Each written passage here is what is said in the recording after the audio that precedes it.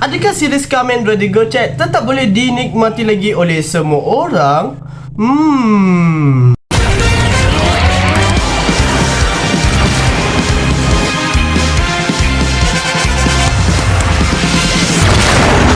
Assalamualaikum guys, dan kembali di dalam channel Shinty Satsu. Jangan lupa like, komen dan juga subscribe seperti biasa. Jadinya di dalam video ini aku mahu memberikan pendapat aku berkaitan dengan Kamen Rider Go-Chat lah ya.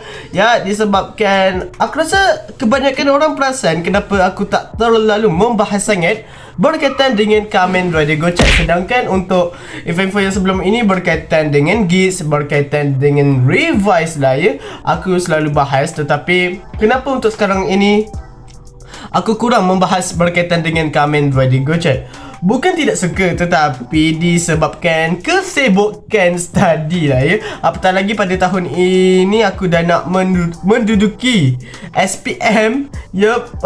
Tahun depan bulan 1 seingat aku dah nak ambil SPM dah ya.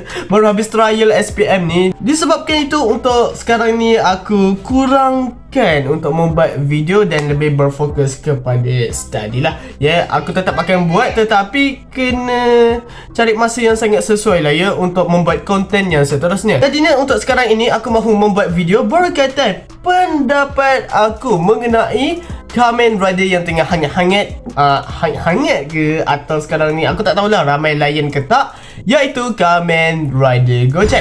Ini pendapat peribadi aku sahaja dan korang boleh nyatakan pendapat korang di ruangan komen. Mari kita mulakan pendapat santai ini. Series Kamen Rider Go-Chat yang berkenaan dengan alkimia dan juga villain utama di dalam cerita ini adalah Three Dark Sisters yang mengincar Go-Chat Driver, dan katanya Go-Chat Driver tersebut mampu dijadikan alat untuk memusnahkan dunia. Memang agak mengerikan lah ya Go-Chat Driver ini. Jadinya yang terpilih untuk menggunakan Go-Chat Driver adalah si paling ter-MC ini, iaitu rasanya korang dah tahulah ya MC dia ini siapa. Yes, memang betul, Hotaru Ichinose. Kalau korang tengok dari segi perwatakan dia memang agak kebudak-budakan dan agak macam mana yang nak cakap, agak bersemangat, agak boleh katakan macam orang remaja lah ya. Yang bagi aku ya sangat okey untuk watak yang sebegitu. Dan dan ada banyak lagi karakter, contoh macam Rine Kudo, untuk Spana, dan ada karakter lain yang bagi aku sangat okey di dalam cerita Kamen Rider Go-Chat. Okey, untuk sekarang ni Kamen Rider Go-Chat sudah mencapai 9 episod, dan adakah aku tertarik dengan ceritanya? Okey, memetik wasitan Nirmala yang pertama. Ini dah ayat-ayat BM ni. Okey, untuk pendapat aku sendiri, sebenarnya cerita Kamen Rider Go-Chat untuk sekarang ni aku suka dari tema alur jalan ceritanya. Hal inilah ya disebabkan kalau kita fikir cerita-cerita yang sebelum ini, Kamen Rider Geats, Kamen Rider Saber, Kamen Rider Revise lah kan, mereka macam menekankan plot hole atau macam boleh katakan misteri yang tersangatlah mendalam lah di dalam sesuatu cerita tersebut, sampai kan dia jadikan tumpuan utama di dalam series itulah kan. Ya, memang selalu terjadi di dalam cerita tokusatsu. Untuk cerita Kamen Rider Go-Chat ni, aku tak naklah cakap yang tiada misteri langsung di dalam cerita ini. Ada sahaja misterinya, tetapi mereka tidak terlalu menekankan iaitu siapakah ayah kepada Hotaru Ichinose. Untuk episod Kamen Rider Go-Chat yang sebelum ini, apa yang aku sangat suka adalah mereka melibatkan juga penduduk yang boleh dikatakan watak sampingan di dalam cerita ini, dan hal ini berkaitan dengan Kemi. Right, Kemi Cat. Yes, Kemi adalah makhluk buatan daripada alkemis itu sendiri, yang bagi aku dari segi development Kemi dan juga watak Hotaru Ichinose sangat bagus di dalam cerita ini. Aku sangat suka cerita di mana para main karakter tersebut akan cuba untuk menyelesaikan masalah orang tersebut, dan yang membuatkannya lebih menarik adalah berkaitan dengan Kemi. Bukan hanya bersudutkan masalah manusia sahaja, tetapi bersudutkan masalah Kemi atau raksasa juga di dalam cerita Kamen Rider Go-Chat. Mungkin masa awal episod tu aku ada katakan yang lakonan daripada Hotaru Ichinose agak kaku dan membuatkan aku tak selesa. Itu sejujurnya memang betul lah ya.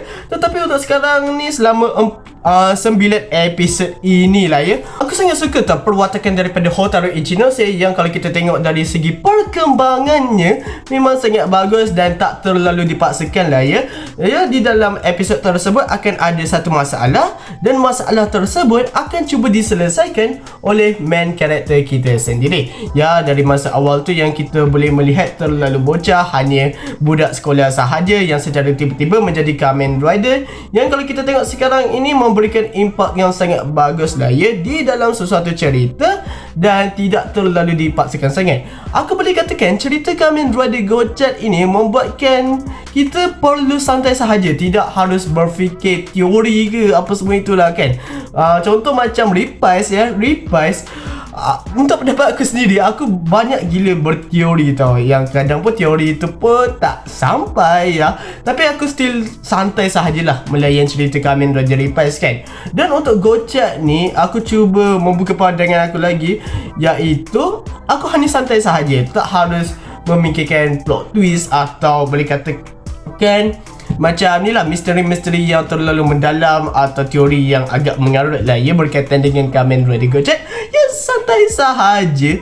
Dan kalau korang rasa okey dengan lakonan Hotaru Ichinose, ya bagi aku untuk sekarang ni okey sahaja, walaupun ada dari segi lakonan dia pada beberapa episod ada yang agak kaku sedikit, tetapi ya hal tu mungkin boleh ya dimaafkan lah ya.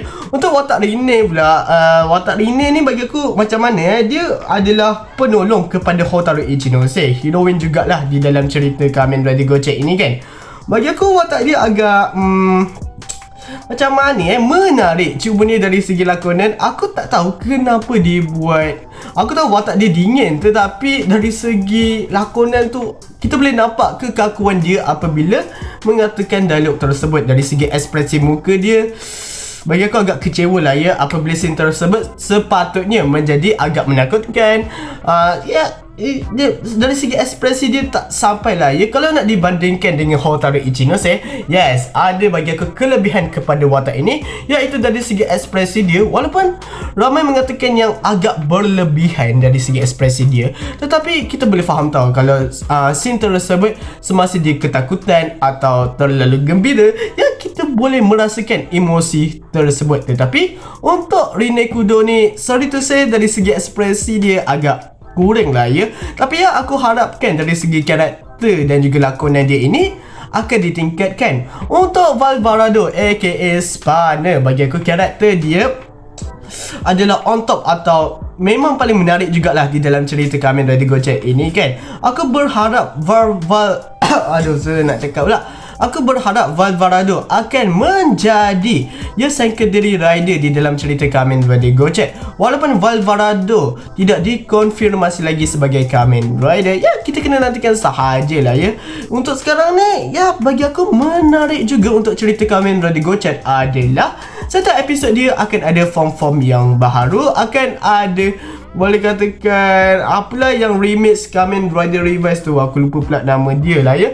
Ya, bagi aku untuk Kamen Rider Gotchat ni banyak gila mat variasi form dia yang membuatkan aku tertarik, dan ada form dia yang bagi aku agak meh atau biasa sahajalah. Aku tak katakan kebanyakan form Kamen Rider Gotchat teruk, sampah, tidak. Tetapi aku boleh katakan kat sini setiap form Kamen Rider Gotchat dari segi gabungan Right Chemical tersebut tersangatlah unik. Aku boleh kategorikan semua form Kamen Rider Gotchat itu tersangatlah unik, apatah lagi untuk episod terbaru ini, di mana ya Robo King Bat tu itu CGI. Walaupun CGI tetapi aku sangat suka. Walaupun kita boleh nampak kasarnya CGI tersebut taklah terlalu bagus, tetapi kalau difikir-fikir balik dari segi desainnya memang sangat bagus. Untuk villain utama, yes, bagi aku villain utama dia ini memberikan impak yang sangat bagus juga untuk cerita Kamen Rider Gotchat ini.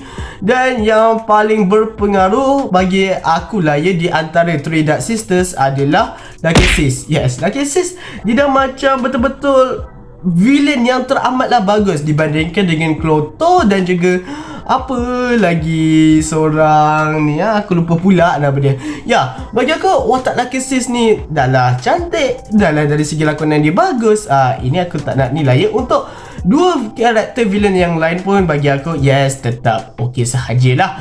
Tapi ya aku harapkan dari segi peningkatan karakter itu tetap ada. Dan untuk watak lelaki sekarang ini still my favorite villain di dalam cerita Kamen Rider Gotchak. Bagi aku cerita Kamen Rider Gotchak ni contoh kalau korang nak hilangkan stres korang atau korang rasa macam nak santai-santai, aku memang sangat recommend. Tetapi kalau sesiapa yang terlalu mengharapkan dari segi lakonan yang terlalu terbaik sangat ke dari segi cerita yang agak berat, ya meletakkan banyak misteri dan lebih macam mana yang cakap, dia tak lebih kepada santai tetapi lebih kepada serius, ya aku tak tahulah kalau korang dapat menikmati ke tak cerita Kamen Rider Gotchak kan. Aku tahu kebanyakan daripada penonton macam tidak memberikan harapan sepenuhnya berkaitan dengan cerita Kamen Rider Gotchak, termasuk aku sendiri. Jadi ya aku melihat cerita Kamen Rider Gotchak dari segi perspektif rendah, iaitu kalau boleh katakan dari segi ekspektasi yang rendah sahajalah, taklah terlalu tinggi atau sederhana. Aku biasa-biasa saja, ya layan, enjoy, santai, dah bagus. Tak membuatkan hati terasa sakit sangat ke apalah kan, atau merasakan, ui ini episod terburuk ni. Tak, bagi aku masa awal mungkin aku kurang selesa, tetapi makin lama flow ceritanya meningkat dengan sangat bagus. Ya apatah lagi dari segi penulis cerita je, ya aku memang sangat suka lah ya. Dan ya untuk CGI yang digunakan, ya untuk sekarang ni bagi aku still okay, ya tetap okay lagi. Dan aku memang sangat menantikan lah macam mana cerita Kamen Rider Gotchak ini akan diperkembangkan pada masa akan datang. Harapnya cerita dia ini macam Kamen Rider Saber lah. Masa awal tu mungkin kurang disukai, tetapi sampai penamat bagi aku akan disukai atau dicintai oleh orang ramai. Aku harapkan ya sebegitu sahajalah ya. Jadi itu sahajalah pendapat aku berkaitan dengan Kamen Rider Gotchak. Korang boleh menyatakan pendapat korang, adakah korang suka ke tak dengan series ini atau merasakan biasa sahajalah ya. Jangan lupa like, komen dan juga subscribe seperti biasa. Jumpa pada video selanjutnya. Salam dari Malaysia. Bye.